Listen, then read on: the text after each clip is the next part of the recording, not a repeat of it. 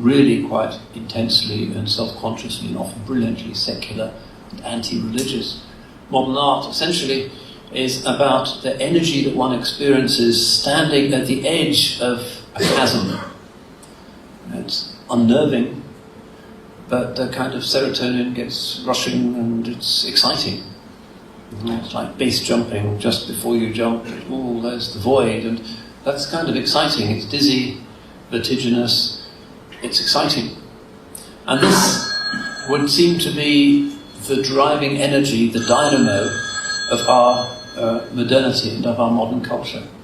The endless fascination of the void, nothingness, the black hole which somehow seems to suck into its nothingness almost everything else. A kind of dark matter, a neutron star, so powerful that it can push ahead a whole materialistic civilization and fill the art galleries, keep the Qataris happy because they keep buying this stuff. And this is what is propelling us forwards, whereas once it was the Christian God, now it is the neutron star, the fascinating story of there being nothing at all. So here again, where does this leave us with our Ubudiyyah?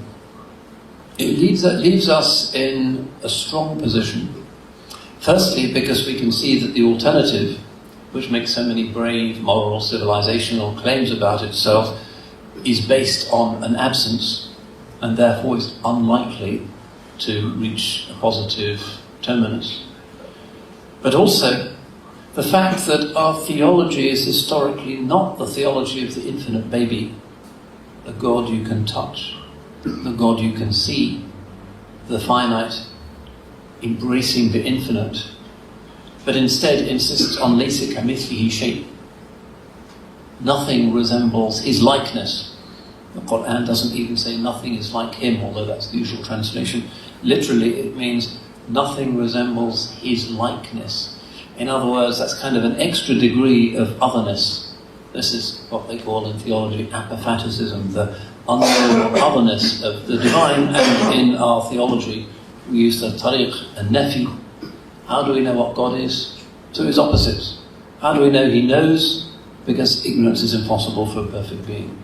How do we know he sees? Because not seeing is impossible for a perfect being, and so on. That's how we do our theology and the ilm al-kalam, the via negativa, tariq al-nafi. So the very otherness of this totality of the infinite is something that puts us in a relatively strong position when compared to those who say, well, God can be here and now, and you can taste him and ingest him and touch him. That misunderstood tashbih, which was the basis of Schopenhauer and the Western philosophical tradition's rejection of the Christian God and its apparent sentimentality and its insistence on a human distance from our embodied nature and from instinct and from nature itself. We are not subject to that particular criticism. That genealogy, which leads up to Nietzsche, is not a genealogy of polemic against religion that's going to affect us very much. Whether it be in the Sufi tradition, or the Ishraqi tradition, or the Kalam tradition, we always say, لَيْسَ كَمِثْلِهِ شَيْءٍ يَسِيدُ الْقَرِيبِ وَنَحْنُ أَقْرَبُ إِلَيْهِ مِنْ حَبْلِ الْوَرِيدِ.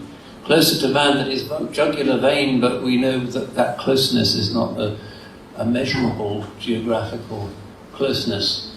Can't be measured in imperial or metric. It's not that kind of closeness. It's a closer closeness that is to do with the impossibility of infinity ever being distant from anything. Al-Qareeb, indeed. Beneath the surface of every fleeting thing, there is the infinity of the divine mercy and the divine wujud, the divine being. This is what we mean by God's ma'iyah. So when we say we are ubad, ibad, abidun, slaves of him, what we are doing is saying we affirm things as they are, as they truly are, not things as they just appear to be to our very limited, finite senses. Islam is the submission to things as they truly are. And that's radical, because for the secular mind there isn't a truly about anything. even though models of matter are very evanescent, and things might be a particle one day and a wave the next, and they exist and they don't exist at the same time. It's kind of coming to pieces in our hands, but we are different. We do say حقائق الأشياء ثابتة. Things have their own fixed reality. So if we come to this concept of Ubudiyyah from this radical perspective, what it means is that we are, as it were, grounded. And this groundedness is an embodied groundedness. And this is where the modern obsession with the body finds its healing expression in the Islamic Sharia and in the fiqh. Because unlike in most Christian expressions following Augustine, where the body is really something dark, and of the earth, and the true saint is never takes up the sword and never marries, but is a kind of almost ghostly apparition. Instead of that Manichaean vision, we have this image of mind, body, spirit aspect of the same thing. Even we have a doctrine of bodily resurrection. And in a contemporary context, that might actually seem very appealing and might make a lot of sense.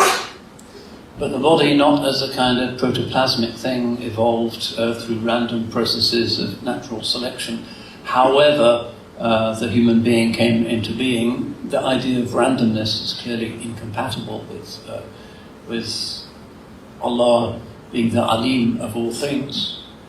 That this selfhood that we have, that we experience as what some philosophers call the body subject, in other words, what I perceive in the outside world is inextricably processed by in my embodiedness, is the basis of really all of the Islamic vision.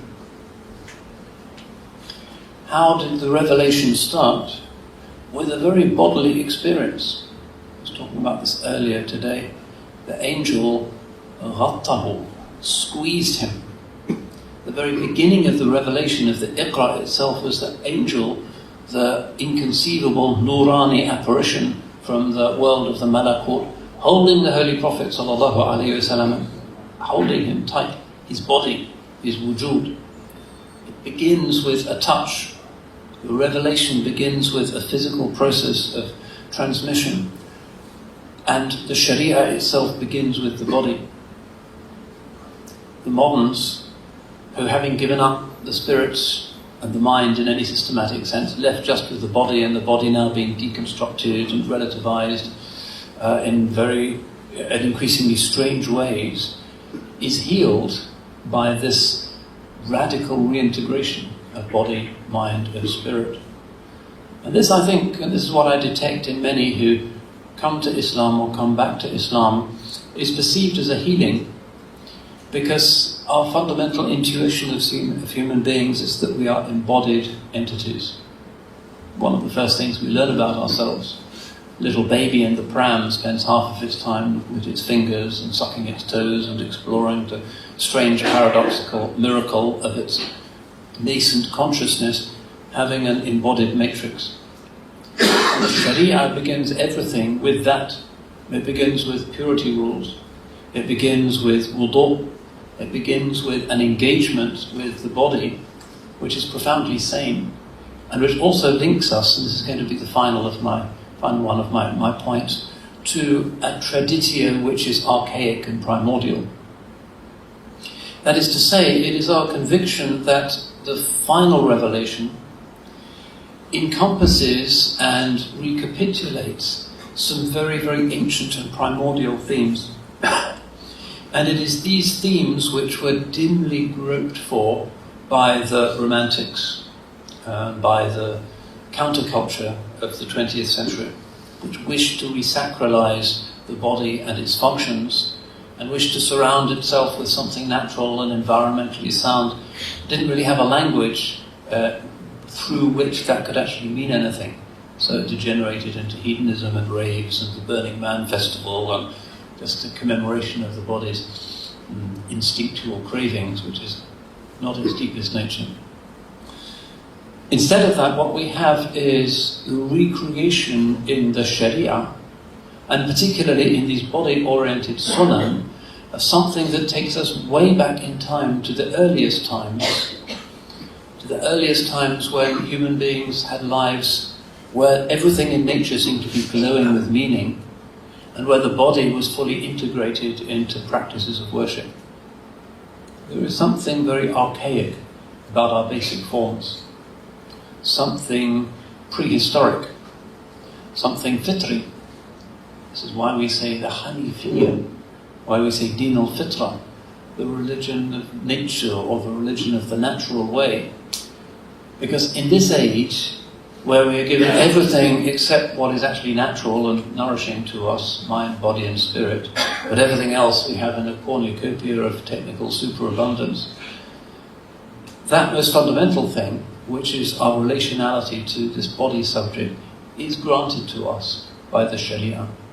This fundamental sanity of the niyyah, whereby bodily functions and ritual lustrations are sacralized to a conscious recognition of the higher purpose of our bodies, is precisely that reintegration of our blended and atomized selves, which is the healing that modernity craves.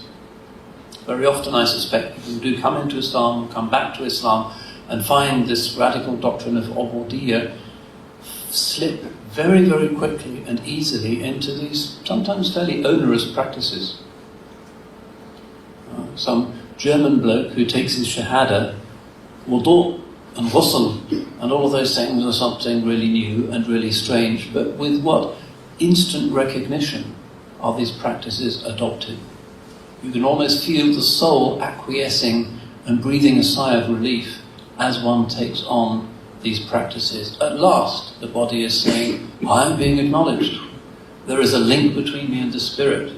There is niyyah, which binds the thought and the spirit and the bodily practice together, a reintegration of our atomized and our shattered souls. It is a healing, which is what the Quran calls itself, rahmatun wa shifa. But on top of that, on top of the deep sanity of Islam's insistence that we go back to our deepest, most natural human selves and selfhood, there is the word. There is the Iqra, which is still with us. And the uncreatedness of the divine speech is, in this again ancient, mantic way, this prophetic way, something we still hear. And through these words, we experience something of the absolute. Talk to people about their private religious lives, if they're in the Muslim community, and you'll be amazed at the number of times they see it was the Quran that turned them around, or the Quran that came connected to a particular experience that revived their faith, or a particular verse of the Quran that shone out and changed them and spoke precisely to that moment. Do you find this again and again, that the Quran is a kind of living thing, moves in our hands and continues to speak?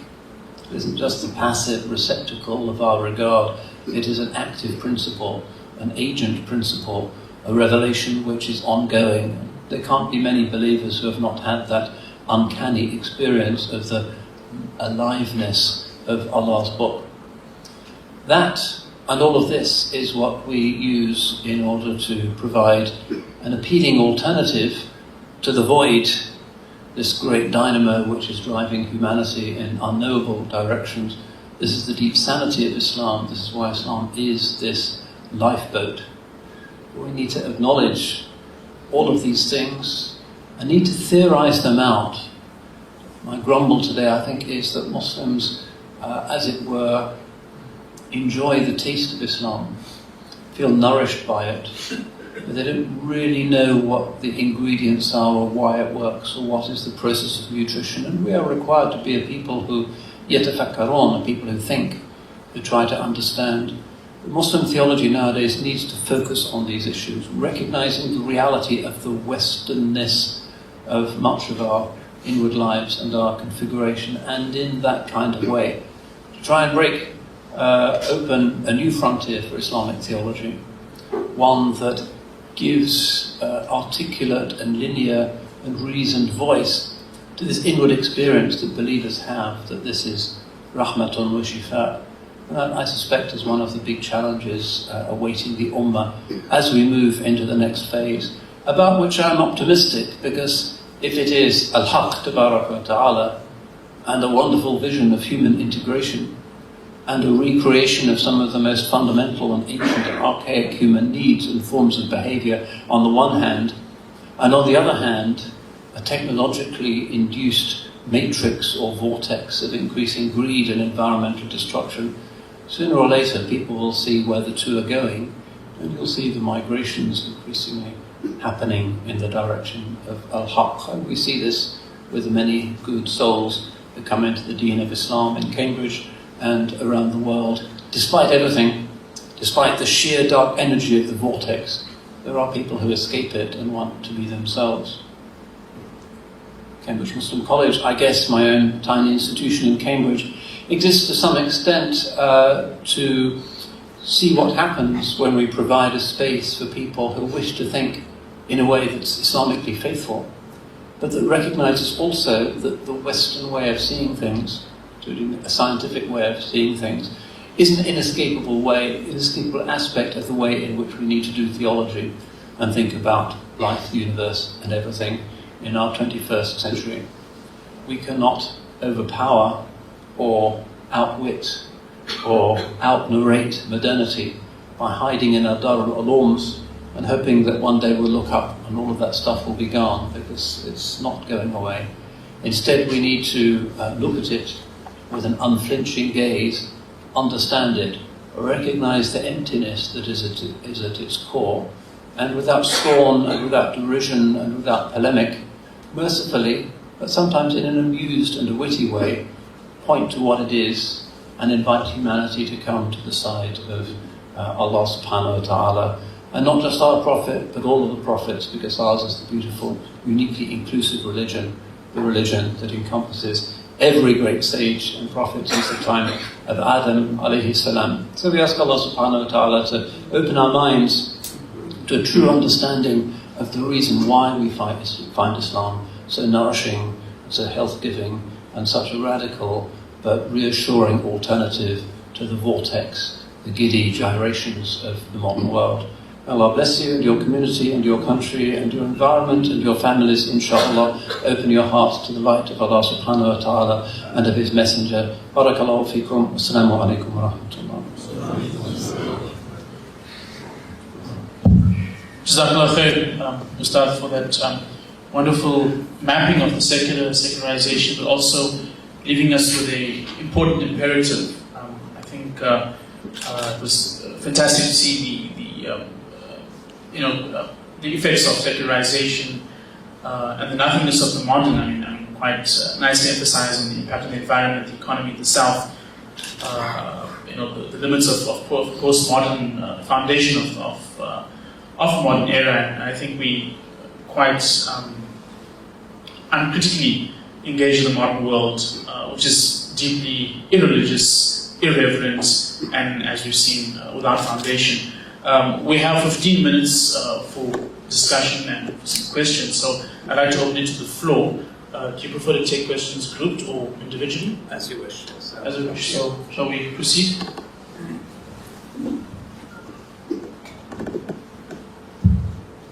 Assalamu alaikum wa rahmatullah.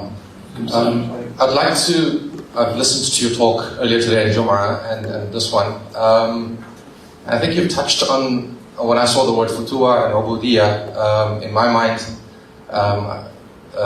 where it was going, I think you touched on it, but I think I'd like you to request you to elaborate further. On the futuwa, one aspect or tradition that has been very strong in Islamic history is futuwa being not just young men, but take men and women in context there, but young men who aren't just young, but who are very capable. And in I think part of your speech where you said that the attraction to Islam was that the Muslims were very manly, and because they were doers, which is the idea I got, but their view of that was that doing was without a spiritual core. While the futuwa of Islamic tradition have been people who were doers and warriors, which is the one sense which perspective I bring, but there were also warriors who were very spiritual. there were warriors who were artists, there were warriors who were poets. So with that ability, as you concluded, they can look still, with a steady gaze and confront the problems that is out there, make changes, but come from a very soft core. In the Japanese martial arts, it's called goju, the soft and the hard. So, and I think as that, and I'd like just to make a few more comments to extend what you're saying, that the hard and the soft, that balance, I think only Islam amongst the great religions offers more than any other.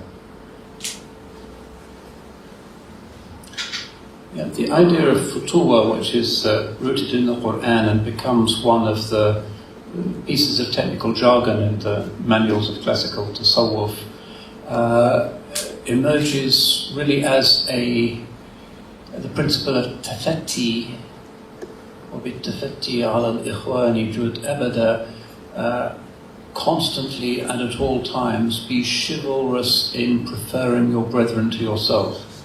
It's the idea of ithar, of transcending your own preference in order to support the other. The chivalrous idea in the Middle Ages is the knight who endangers himself in order to rescue the maiden or to rescue the villagers or whatever it might be. It's selflessness, it's the prophetic virtue. He did what he did not for his own ease and comfort, but he risked himself for his people. So it's about selfishness, but it's also a selfishness. The concept of futuwa classically, which goes with a certain adab and goes with a certain itqan, a certain excellence. So the futuwa guilds in Seljuk Anatolia, for instance, when the principle was particularly institutionalized, there would be like these clubs for young men who would get together, and they weren't particularly part of any given tariqah, but young men would get together in order to see what they could do for society. So Ibn Battuta, when he goes to Anatolia, praises these teenagers for their hospitality, for the way in which they showed him the way, for their knowledge of poetry. That is based on this principle of giving, but on the basis of the prophetic commandment of ihsan. إِذَا عَمَلَ أَحَدُكُمْ أَحَدًا فَلْيُتْقِنَهُ. If one of you does something, let him do it well. أَوْ فَلْيُحْسِنَهُ. Even if it's slaughtering an animal. فَلْيُحَادَ الشَّفْرَةَ وَلْيُرِيحَ ذَبِيحَةَ. Even if you're slaughtering an animal, you do it with itqan. You put your sacrificial animal at ease, and you sharpen your blade. And that's why futuwa as a principle has often been associated with the artistic traditions in Islam. Calligraphy, which is a gift, an adornment, an externalization of revelation to the Muslim Ummah, is only possible if the inner soul is at balance and the body is perfectly in harmony with the hand that writes, otherwise it's just a scrawl. And the same with all of the sacred arts of Islam. They presuppose an inward equilibrium, unlike modern art, which presupposes a sense of existential angst. And so you get Jackson Pollock and Tracy Emin, and you get the outward concretization of inward uproar. Islamic art is exactly the opposite of that. So, yeah, if you're going to characterize futuwa as a kind of timeless Muslim virtue, you'd say a commitment to transcending greed in the service of others in a way that is courteous and also excellent and professional. So, in the context of being a student or having a job, it is the sunnah, it is part of futuwa to do it in the most excellent way, not to cut corners, not to cheat on your taxes, not to lie to colleagues, but really to be a person of futuwa.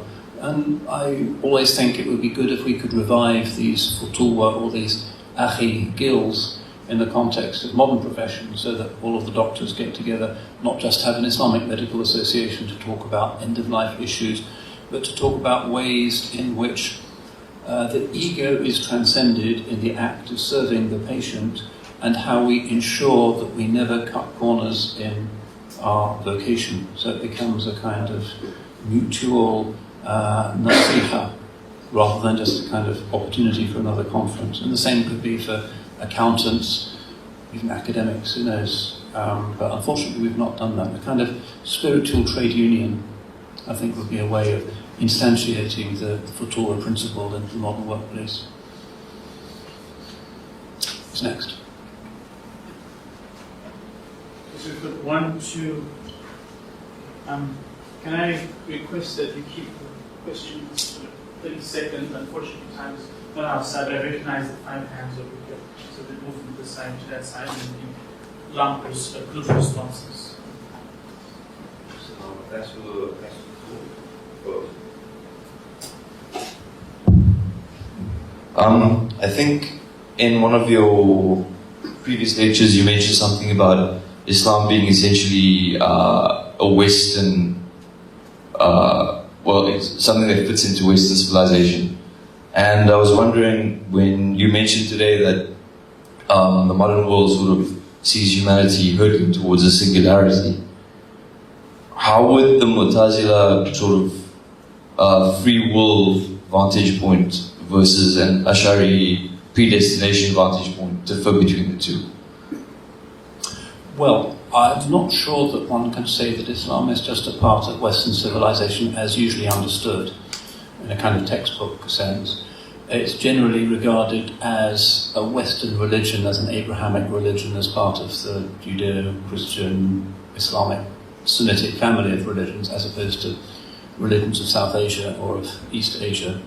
But what I propose this evening is that it's actually a radical alternative or alterity to the dominant narrative of the civilization. And then the second part of your question, how we can deal with looming singularity on the basis of a theology that posits a divine foreknowledge of everything.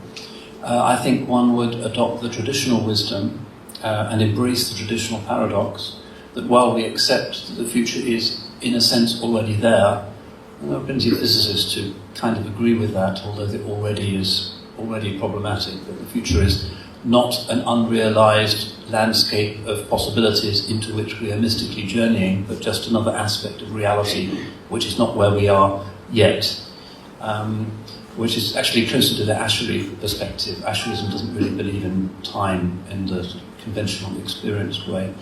So acknowledging that whatever will happen, but at the same time, at the surface of our consciousness, maintaining an adab with the Creator, which is also part of Ubudiyyah, where He has commanded certain things, and absolutely to follow the prophetic model, which is not a passive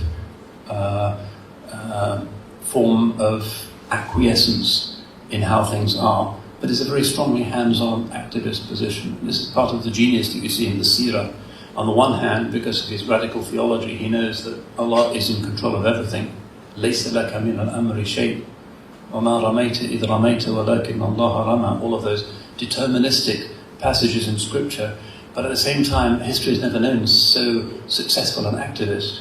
Every moment of his life he is negotiating and dealing with people and successfully transforms the history of his people. So we need to maintain that. At the deeper level, the ontological level, time is not real, and whatever is there is already real. But at the moment, in my embodied, lived, experiential, sense-bound experience of actually using the user interface of creation as though it were real, I will proceed accordingly. It's like using a computer. You know when you're moving the icons around on the screen, that's not really what's going on. Similarly, when we adapt to cause and effect simulacra in this world, we are doing that, theologically speaking, not believing that this is actual causation, the way the Mu'tazilites thought. We could actually interfere in the billiard ball of the cosmos and make things happen differently. We don't accept that superstition. But behind the screen of the computer, there's something completely unknowable and a binary code and who knows what. So we adopt the same adab to operate on two levels, the spiritual certainty, but on the surface, the existential experience, the reality that cause and effect does seem to be a useful language with which to engage with physical reality. Some geographical parity in the question distribution. So questions to the side of the board is 1 and 2.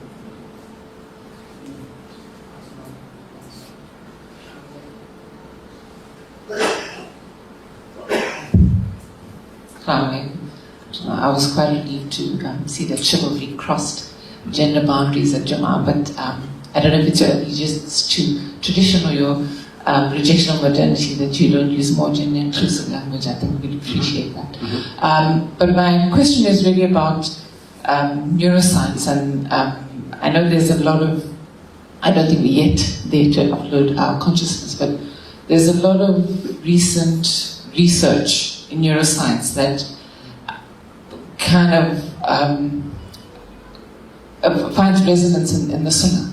A lot of scientific evidence for our practice, like, for example, Nia and things like that. And I don't know if I know a lot of it is based on Buddhist, studying of Buddhist practices, but there's such a strong resonance with the Sunnah.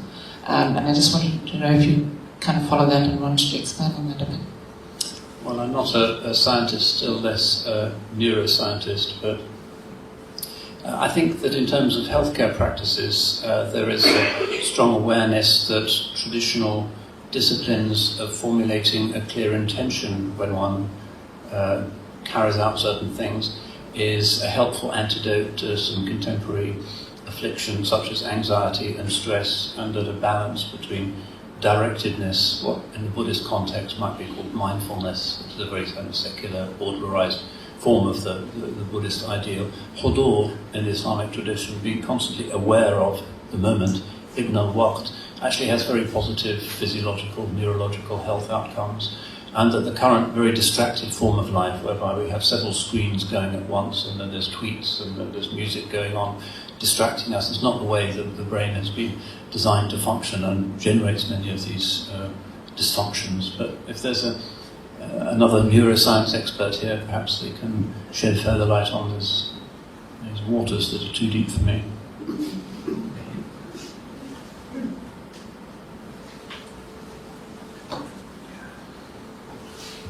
Assalamu alaikum.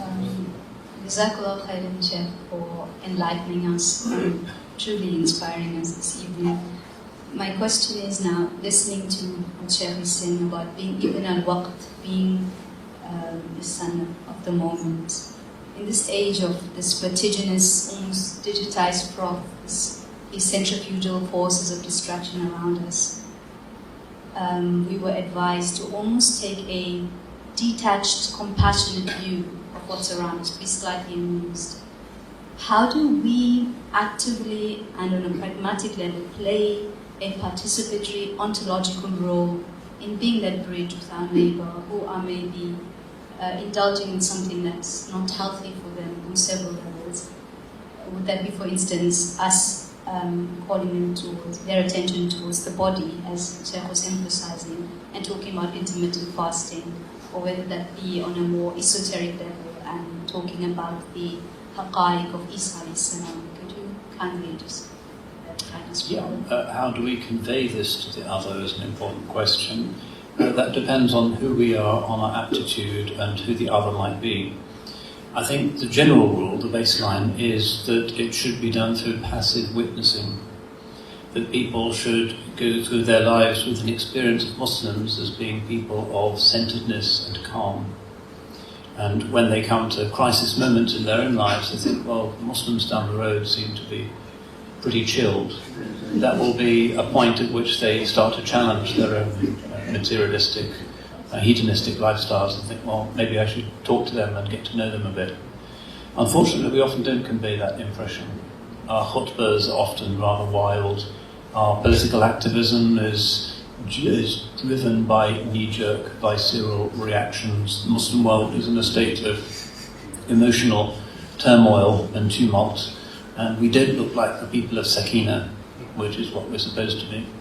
So let's set our own houses in order, beginning with our own hearts, and then perhaps we can see the message spreading to others. But there's not really much point in campaigns for mass da'wah if what we're calling people to essentially is our own state, which is a state of inward uproar. So let's calm ourselves down with dhikr, putting some of those devices down and just focusing on God's world and on the miracle of other human beings. And when the dust has settled a little bit, then maybe we'll start to be heard. Thank you. Time for 2 or 3 more questions.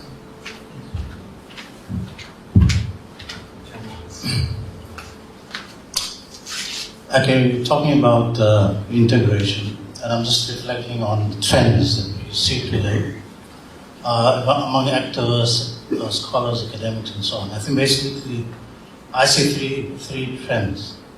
The one is, of course, those who believe that in order to revive Islam, we need to follow the postmodernist philosophy, coupled with humanism, secularism, and everything else that goes with it. The second trend is because that we need to establish Sharia, but understanding of Sharia, of course, is quite complex, because many people actually identify the hudud of Sharia, and then of course we have the other problem where scholars are fixated in the past and they don't want to actually issue edicts in context. I think there's a second problem. And the third one is with those who feel that the way forward is through spiritualism, through Sufism, but it is devoid of the active part. In other words, it's more a philosophy than an integrated soul. When we talk about Sharia and Tariqah, it goes Hakim. Okay, I guess there's three useful points there. I suppose one of the things I've been trying to reach for this evening has been the idea that what I've called the void, which replaced the traditional engine of Western civilization, has been shown for what it is through its outcomes, its human outcomes, the relationship outcomes, the impact on the environment, that an absence is simply not a basis for a humane civilization. There's also the point that human beings have a natural craving, one might almost say a right, to have meaning. And that to say meaning is simply what you read into things is not meaning as traditionally understood. And that modernity is stripping us of some of the most fundamental rights, the right to a narrative, the right to a place, the right to a gender, the right to a reassuring place in the cosmos. And these are perhaps more fundamental than many other human rights. So I think in its own terms, in many ways, the postmodern experiment is increasingly being seen to be hollow by many contemporary critics. And Zygmunt Bauman, who I mentioned, albeit not a particularly or even at all religious scholar, somebody who is aware of the paradoxes of postmodernity. John Gray would be another one, with his book Straw Dogs, Where We Go, and the absence of truth. The Sharia paradigm, the Sharia as God's law, can only make sense in a constitutional matrix for which it is envisaged and designed. The problem with so many experiments in the imposition of Sharia in the second half of the 20th century was that they presupposed the legitimacy of the existence and the structures and of the legislative powers of the nation state. And they took the Republic of Pakistan and said this is going to be the Islamic Republic of Pakistan, and all we need to do is to get rid of those English laws and put Islamic laws in their place, without considering that the Sharia is not statutory law, and it's not supposed to be enacted by a state or a state legislature. It's God's law. It's not voted on and interpreted by a bunch of politicians. And the result is that in a quasi-democratic situation, you have a demagoguery voting for Islamic laws, like certain blasphemy laws, that might please a semi-literate population, but which have no real resemblance to classical Islamic law. So you remove the ulama and you put the masses in the position of the mujtahid through this adoption of a Western matrix for Islamic law. And the results everywhere have been, I think, extremely negative. You don't have a proper Western system, you don't have a proper Islamic system. It's an unstable and ugly and sometimes effectively secularizing hybrid. As for the Sufi alternative, Sufism is a very broad grab bag term, which essentially in the Islamic tradition means a turning away from a preoccupation with dunya, and whose etymological origins go back to the sound hadiths about when the Holy Prophet ﷺ wore a robe of wool. And usually if you look at those hadiths, you can see they're indicating his faqr and his turning away from worldly things. That's the essence of it. Everything else, from whirling dervishes to kinds of songs to tariqah elaborations, may be useful in certain cultural contexts and may continue to be useful for some people today. That's not the essence of the thing. Tasawwuf is that aspect of the prophetic nature which, in this radical way, turns away from luxury and dunya things into a different kind of richness, which is the richness of the soul. That's not necessarily to say that it's a turning in that neglects the duty to be related to the outward world as well. In fact, the people of Tasawwuf, Imam al-Ghazali would be a good example of this, were always teachers, were always trying to restore and renew their communities, were engaging actively with the political structures of their day. It's not a quietistic tradition by any means. Reading the Seerah makes it clear Muslims are supposed to be political creatures. That's hardwired into the logic of our tradition. If we see injustice, the prophetic way is to stand up against it. That's not negotiable. How are we doing? And last question from the gallery. The gallery. Assalamu alaikum wa rahmatullahi wa barakatuh. The question I have, I firmly believe that we are all spiritual beings having a human experience. And I just needed some clarity from your perspective on lucid dreaming and out-of-body experiences, OBE experiences. And from your perspective, how you would actually explain those phenomena.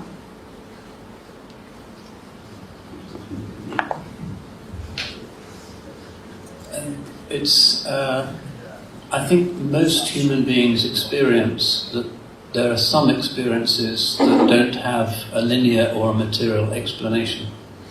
In our tradition, the custom of the ulama is always to try and find a material explanation for any apparently supernatural event. That there is a kind of hermeneutic of suspicion, that you need really to have a strong indication that something is a karama or a kashf or some indication of the unseen world. And I think that's a very, very sane principle, because sometimes in religious traditions people can become too preoccupied with karamat and amazing events and miraculous conjurings, and this is not the essence of prophetic religion at all, even though the Holy Prophet was adorned with so many miracles. In the context of, say, out-of-body experiences, these are reported by very many people, including people who I've spoken to myself. And there was a report in the English press just 2 days ago of a woman who had been driven out of the Catholic Church because she'd been abused by her priest, and indeed she had a child by her priest, which the priest never acknowledged, and she was kind of turned off religion as a result. But she'd fallen off her hotel balcony on a holiday in Spain, and on the operating table, near death, had one of these extraordinary experiences, seeing herself on the operating table with the nurses and the surgeons, and then slowly sinking down into her body again. It's so regularly reported by so many quite sceptical people in so many places that it does seem to be a reality, one of the secrets of the ruh. Generally, the way of the scholars is not to dwell on these things, as I've said, but very often, particularly at the point where death is very close, very often people will encounter strange, inexplicable events, and people who've helped loved ones through the curtain of death may well have seen the most extraordinary and strange coincidences taking place at that time. And with thanks, we say Alhamdulillah for these evidences of the closeness of the other world. But very often they come in ways that sometimes seem to defy simple religious categorization or explanation, because the ghaib has its own logic and has its own rules, and Allah subhanahu wa ta'ala doesn't have to manifest himself on our terms. He operates on his own terms. So yes, many people have such experiences. Sometimes they can be the basis for people's faith, and one can read about many people who have had these things. But the sunnah, I think, generally is to give thanks for such a thing, but not to dwell on it, and then to move on and to get on with one's life.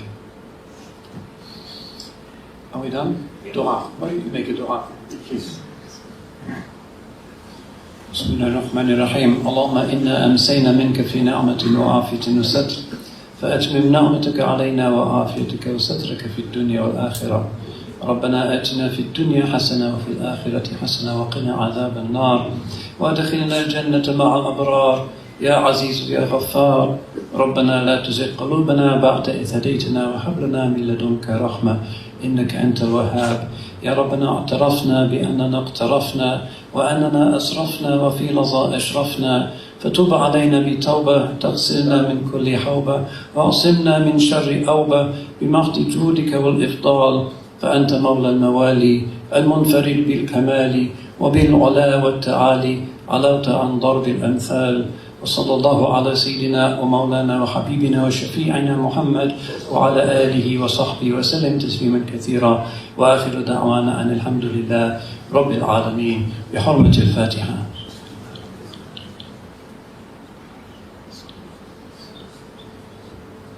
السلام عليكم.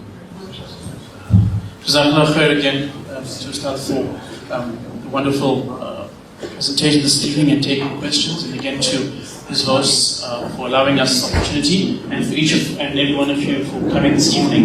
There are refreshments at the back, and Ustad Isha will be informed in 15 minutes time downstairs.